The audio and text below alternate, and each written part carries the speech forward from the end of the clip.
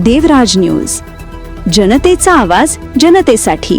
देवराज न्यूजला सबस्क्राईब करा आणि बेल आयकॉनवर क्लिक करा।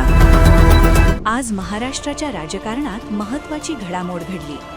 मानश्री सुनेत्रा वहिनी अजितदादा पवार यांनी महाराष्ट्र राज्याच्या उपमुख्यमंत्री पदाचा अधिकृतपणे पदभार स्वीकारला।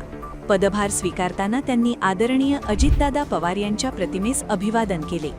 उपमुख्यमंत्री पदाची जबाबदारी स्वीकारल्यानंतर बोलताना मानश्री सुनेत्रा वहिनी पवार यांनी आदरणीय अजितदादांनी महाराष्ट्राच्या जनतेसाठी विकासाचा जो ध्यास घेतला होता तोच माझ्यासाठी मार्गदर्शक दीपस्तंभ राहील असा निर्धार व्यक्त केला।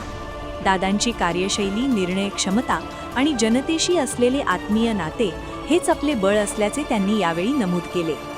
आदरणीय अजितदादांची जागा कोणीही घेऊ शकत नाही, मात्र त्यांच्या विचारांचा वारसा जपण्याचा आणि अधिक सक्षम महाराष्ट्र घडवण्याचा प्रामाणिक प्रयत्न मी करेन, असे त्यांनी स्पष्ट केले। शेतकरी, महिला, युवक आणि सर्वसामान्य नागरिक यांच्या अपेक्षांना न्याय देणे हीच आपली प्राथमिकता राहील, असा विश्वासही त्यांनी व्यक्त केला। या कठीण प्रसंगी जनतेने दिलेले प्रेम, आधार आणि विश्वास हेच आपले सामर्थ्य असल्याचे सांगत महाराष्ट्राच्या हितासाठी निष्ठेने आणि समर्पणाने कार्य करत राहण्याचे वचन त्यांनी महाराष्ट्राच्या जनतेला दिले।